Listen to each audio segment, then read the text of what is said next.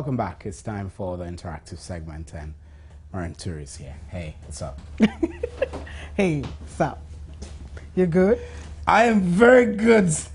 Yeah, you're here. What can I say? Yeah, you're looking fine. Thank you. I like your hair. You like my hair. Thank you. Yeah. Thank you. Thank you. Someone was telling me that you were putting me under duress to talk about it yesterday, to tell you the amount, and I said, Your hair. Oh, but I can coax it out easily. Easily. I'm a journalist, you know. I've got the skills to shake you up for answers. Yeah, I miss him too. What are people gossiping? People are gossiping about so much, but it is amazing that some people, as much as you and I, right, we're not satisfied with our salary. We're thinking it's not enough. We want more. Who told you I'm not satisfied with my salary? Oh, really? Speak for yourself. Revelation, indeed. So now I'm the one in the dark. Okay, Yeah. Marantur is not satisfied with her salary. Steve, he's fine. Others are getting 70 Ghana cedis a month. You're generalized. It's not 70 Ghana cedis a month for some people. And it's amazing. That's yes, bad. That you cannot take care of a child. Modern day slavery. Modern day slavery. A child with 70 Ghana cedis. And foreign employers who are in this country have been seen to be the most culpable. Okay, actually not giving good treatment to their... To Ghanaian locals. Exactly, and so that's what we're talking about. It's trending, and that's what we're talking about. Okay, let's hear. Yep. So, like I was telling Steve before, 70 Ghana cedis a month for salary, and this modern Ghana, this is what casual workers receive. And unfortunately, they cannot negotiate their salaries. Employees are having to, you know, I guess the employers themselves, they're having a very field day abusing the rights of workers. And the Chinese, Indian, and Lebanese employers are the worst culprits, flagrantly abusing the rights of their employees. You are watching JN Interactive, and my name, as always, is Marantur, and JN Interactive is proudly supported by Surfline. Surfline, it's about time. Stay with me. Joy News Interactive is brought to you in association with Surfline. It's about time.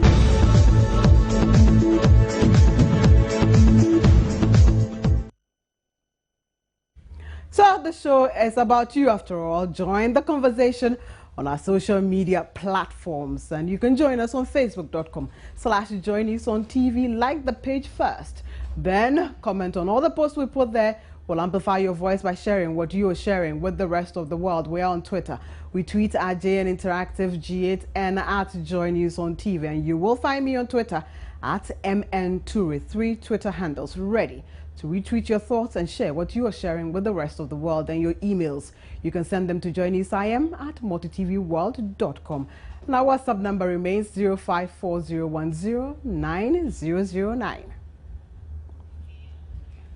JN Interactive, as always, is where tech meets news to set the agenda. So, a study conducted by the Industrial and Commercial Workers Union, which is the ICU, has revealed that a whopping 80% of workers in Ghana are not, in fact, being allowed to bargain for the conditions of their service. And what makes this issue more unfortunate is the fact that about 1 out of every 2, which is 50% of employees, have no written contract with their employers, and many also have not been given letters of employment. This then presupposes that you can just come in one day and the next minute you're out. You don't have any binding contract, in fact, to hold you, to say that, okay, I need to be given notice and la. One day you're working, the next day you don't have a job anymore. And the report actually says that the Chinese, Indians, and Lebanese, they are the world's worst culprits in this situation. And sadly, Ghanaian management workers in these foreign companies also connive with employers to dupe casual workers. And it is a very emotional issue. But let's try as much as we can to discuss this issue as dispassionately as we possibly can. And how can a child depend on just 70 Ghana cedis a month, let alone an adult like myself or like you watching JN Interactive right now? But how do you feel about this? Some of you have been speaking to us. Let's take our first video blog.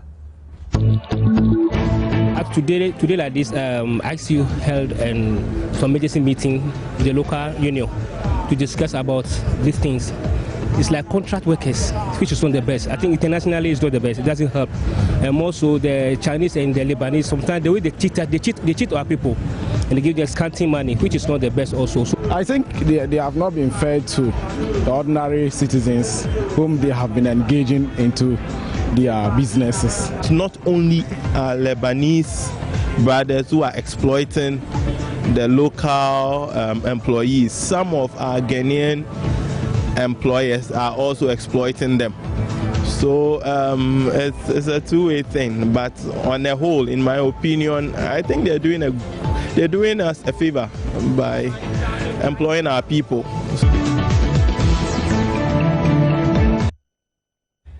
So you know what we do on JN Interactive. We tease out the issues and then we ask what you're thinking about it. Then we try to find solutions to it. So joining me on the telephone line is Austin Game, a labor consultant. Good evening and welcome to JN Interactive. Thank you. How are you? I'm fabulous as always. It's been a while. Yes. you got lost in the system. I did get lost, but thank God I am back now.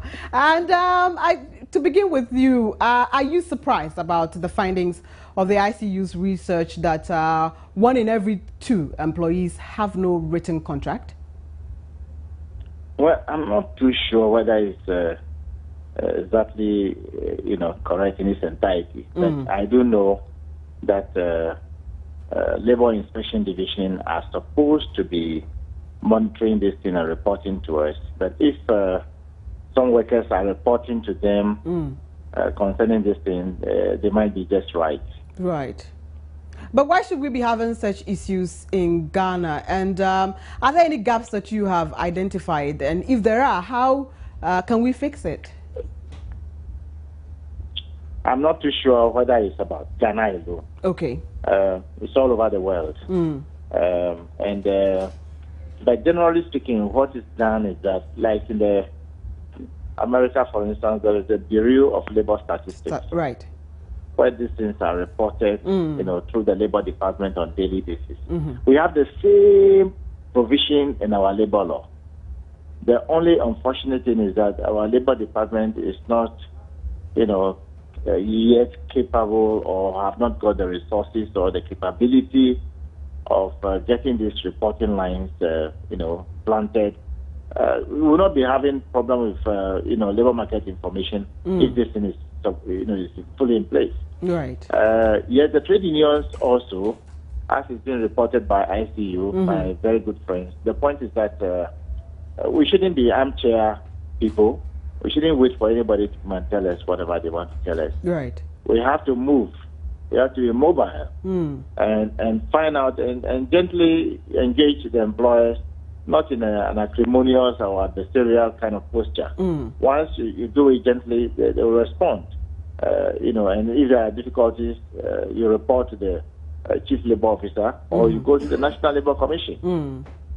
So these are avenues that are open to us to resolve this kind of problems. Right. But they exist nonetheless. Right. But would it be fair to say that enforcement then is the problem?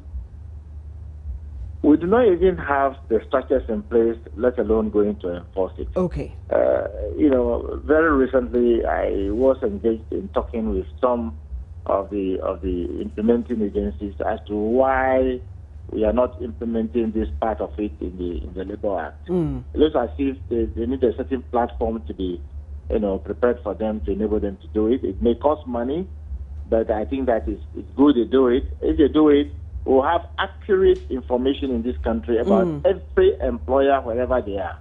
Even those having kiosks and engaging people in it have to find a way of reporting it. Right. And then the Labor Inspection Division people will send people out once a while to inspect and find out who are not complying with the minimum wage, with the minimum standards, and all kinds of things that have been set up for us. So you'll be surprised what's happening even in the media outlets. We have numerous media outlets today, whether in radio, television, or newspapers. You'll be surprised the same thing exists, around them. Right. So it's a common phenomenon now in the country. But then the Chinese, the Indians, and the Lebanese employers, according to this report, pay some casual workers about 70 Ghana cedis a month, which is really way below the minimum wage. Can such workers seek any redress? Like I say, the structures are not even there, but are there any means of seeking any redress at all? And if so, how can they do that?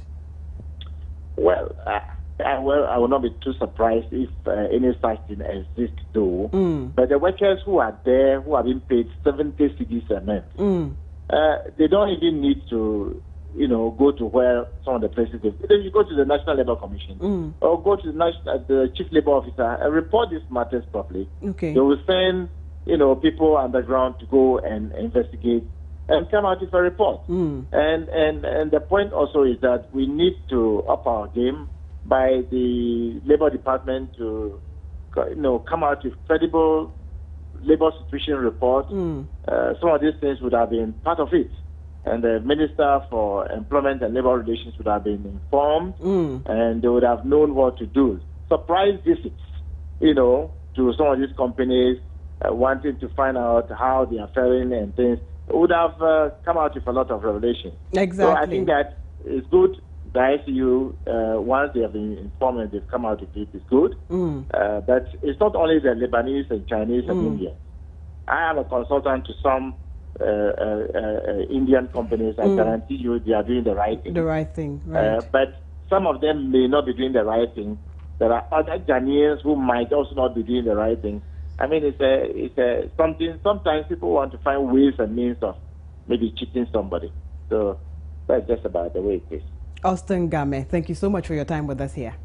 Most grateful. You're welcome. And speaking of the employment and labor relations, departments, I don't know, ministry. I actually tried to reach Honorable Haruna Idris, but he wouldn't even answer his phone, let alone come to us and say something to us, even clear the air and say, okay, now that I am minister, I'm trying to do X, Y, and Z to help the situation. But we'll try as much as we can. That's what we do here on JN Interactive. And Kofi Asamoah, the General Secretary of the Trade Union Congress, and he also joins the conversation. Good evening and welcome to JN Interactive.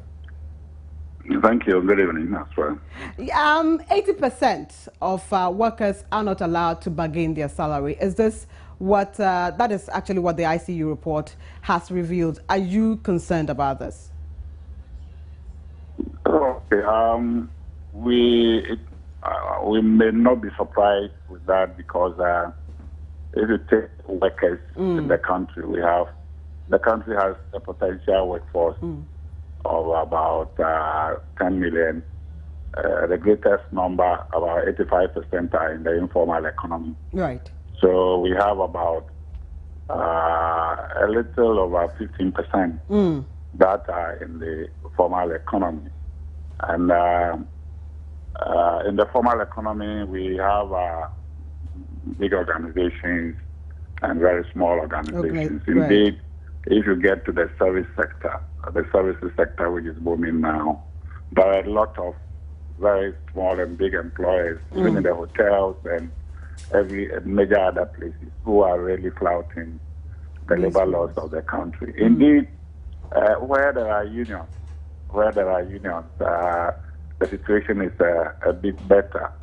Comparatively, there are some workplaces where employers are intimidating workers to form unions. So where there are no unions, that is where you may have all these challenges. I must also quickly add that there may be some areas where even if there are unions and the unions are not strongly playing the role as expected, workers' rights will be undermined. Right. Indeed, our national constitution says that every worker has a right to form or join unions. But in some workplaces, because some employers want to keep, they try to intimidate workers from going in the unions and joining unions. And in that sense, their rights are not very much respected. We have had situations where even though we have the national minimum wage, the wage below which no employer can pay. Right. But then the difficulty has been that enforcement of the law has been a challenge. The Labour Department and other agencies whose job it is to move from one workplace to check all these rights of workers are not doing it as expected. They don't even have the resources.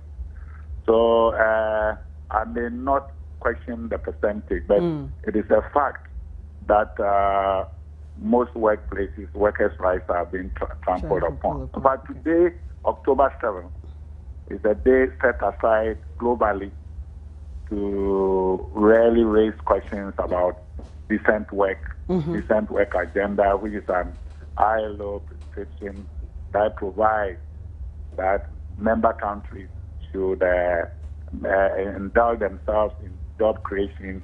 They should also respect rights at work.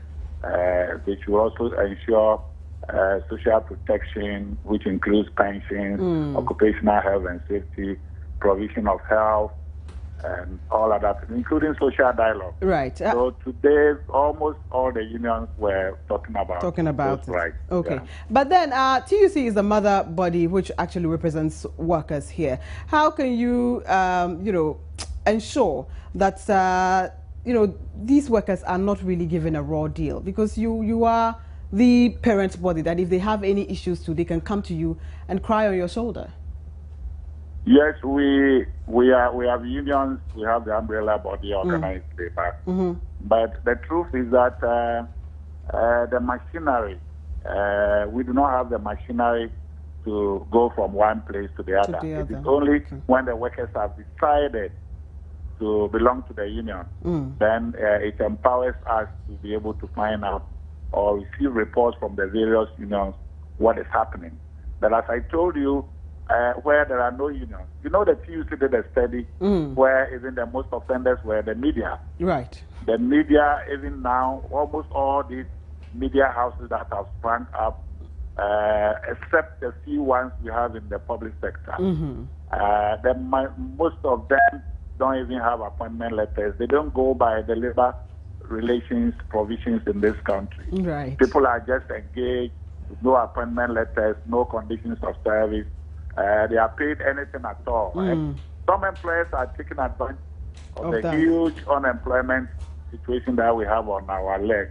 If you have huge numbers of unemployment, it undermines the job security of those who are pushed. Because then the person thinks that if it doesn't do it, another person will come to do.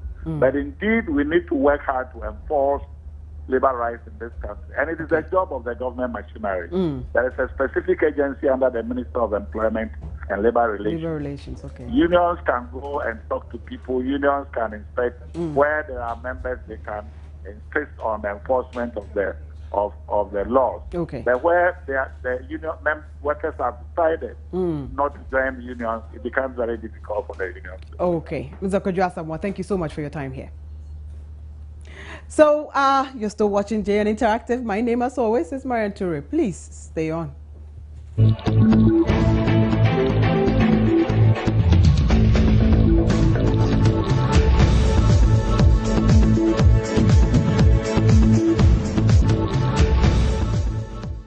Welcome back. You're still watching JN Interactive with me, Marian Toure. We'll take some of your comments that will be coming in, especially on Facebook. The precursor has already been set, and we're just trying to find out if you have any stories to share with us. Today, it's all about what you have gone through as an employer. And a lot of comments have dropped in. Let's start with Imbo. Imbo says that, my sister, you are surprised. He's asking me. Yes, I am surprised, my dear, that people live on 70 Ghana cedis a month. We live in a country that allows only work when the big guns are involved. Where is the labor force, which is the TUC? I actually just spoke to the TUC. In fact, one's lifetime savings cannot even reach what our big politicians take as their allowances. And pro-poor interventions which are meant to move these poor people out of poverty tend line 10 out of, let me see, let's do this. Poverty line to scams, fire burn them. You're turning into countryman zongo. No, God knows. Billy says yes, it is real, especially with the Chinese. This is why Ghanaians cry every time they increase our tariffs. Ghanaians are now slaves in their own country. God help us. And Baba Musa Tamale says These are the kind of issues the Ghanaian media is expected to direct its lenses or cameras at, instead of the usual sensational political issues. Yes, and that's why JN Interactive is here, and we are doing just that for you right now. We're talking about it. You're saying that 70, in fact, some people even pay their employees less than 70 Ghana cedis per month. Meanwhile, TUC is the mother labor organization. But how many times have we heard the vociferous TUC General Secretary, Mr. Kofi Asamoah, speak on this critical matter affecting members of his own umbrella unions? All that the TUC is interested in is to be attacking government needlessly on national issues. Per the current minimum wage, no organization is supposed to pay its workers below 180 Ghana cedis minimum wage. Okay, which is now 6 Ghana cedis. I can understand where you are all coming from, that most of you are frustrated by this. We'll go and take our next video blog. We're asking what you think government should actually be doing to protect workers against these abuses. Let's take our next video blog. When we come back, we'll take some more of your comments. Don't go away. On my view, I suggested the government should, make a law that to make them not to, to be like we are slaves. It's like we are slaves in slave trade again. So for the government to stand firm to fight this cancers against them, so that at least we Ghanaians can also enjoy our fruit of labor. For our own people, they just need to try and put policies in place so that we get a fair deal. If foreign companies are getting an opportunity to come and utilize and use the natural resources that we have here, the Ghanaian people should also benefit from it. So we just have to try and work together to make something positive for us all. Because sometimes we also accept jobs that we should not accept, which don't help us. Because if these people couldn't find people to do the cheap jobs, they would have to put the wages up. I think the government will have to come out with policies to be able to protect and then do their best to make sure that whatever the Chinese and the Lebanese people are doing in the country are in the best interest of its citizens. So I think this is my view about it. There are very good laws. I think they can, activate them. Make sure that these laws are applied to the interests of the ordinary citizens. And at the end, I believe Ghanaians will also have confidence in the government, that the government is there for them when they needed them. I don't think it's an issue of government sitting with them to talk. I mean, we've been doing this for some years now, and I don't think we've gotten anything out of it. This is our country. We set the policies, so we should think through, our policymakers should think through and come up with policies that would favor our local employees, our indigents. So it's a policy work. We are in the country, we set the policies, and it's up to them to comply. So it's not an issue of going to sit with them. The government had to see to all this. If the government could see to everything, the tax and the employment and every other thing, all these things will be settled. Because what the people are doing is injustice. It's not fair at all. They are not treating us very well at all. And when you look at it, they will tell you they've paid the government, they've done this, they've done that, all these things, So you have to go back to the source, which is our own government.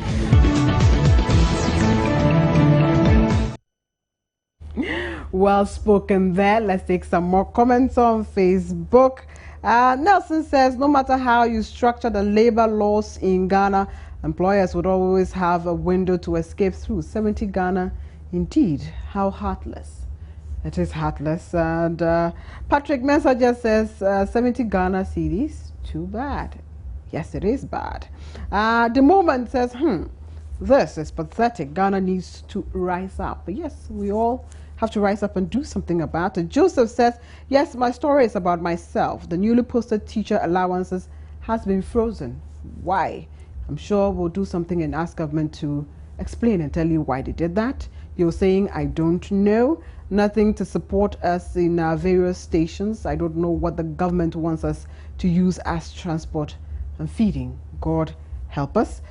Simply because most of them go to their work through dubious means. And then you've that one is coming from Carlos. I will drop off here, and then we will go and find out what has been trending besides what we are talking about. Stay with us.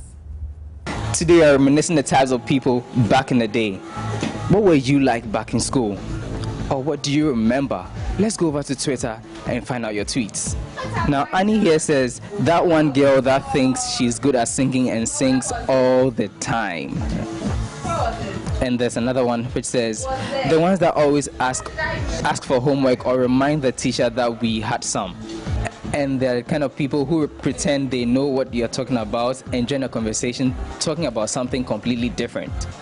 Miriam here says, that one annoying person who doesn't have any friends and just tries to tag along with whoever they can. Hilton says, the ones who say they have no money and then have every designer item under the sun.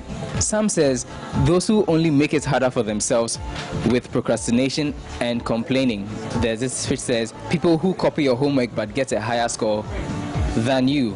Very true. The girl who thinks she can sing, so sings all the time and is very annoying and won't shut up. And there's a group of people considered the populace who are actually hated by 97% of their year group. So which of these types of people were you back in school? My name is Lord Kote, and this has been What's Trending.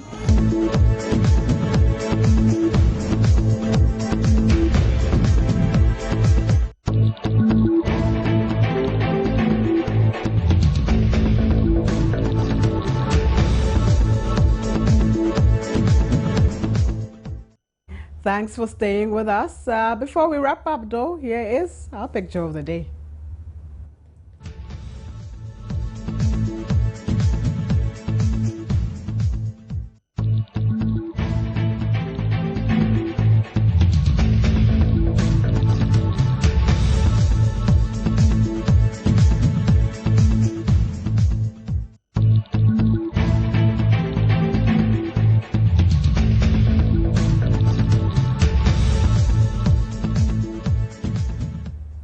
And that's, I know, pictures of the day, and that is actually of the Hong Kong Revolution. Amazing. People are doing things. Umbrella Revolution. People are Can doing, you do that? People are doing things. Occupy flag stuff almost around them off mouth. We don't see anything. Somebody said something to me when the Occupy started. They said, "Oh, they want to occupy Nigeria," and it was just amazing. Which of your parts would they like to occupy? I don't know what they meant by that. They wouldn't explain it to me, but I guess. So what have you been doing all vacation? What have I been doing all vacation, Steve? We'll talk about this off air. Tell us on set. Ignore him. That's it's a wrap for today's show, by the way. A very terrific Tuesday. Thanks for joining us. My name, as always, is Maria Ture. And Stephen Ante. Good evening. See you again, God willing, tomorrow. Bye-bye. Bye. Joy News Interactive was brought to you in association with Surfline. It's about time.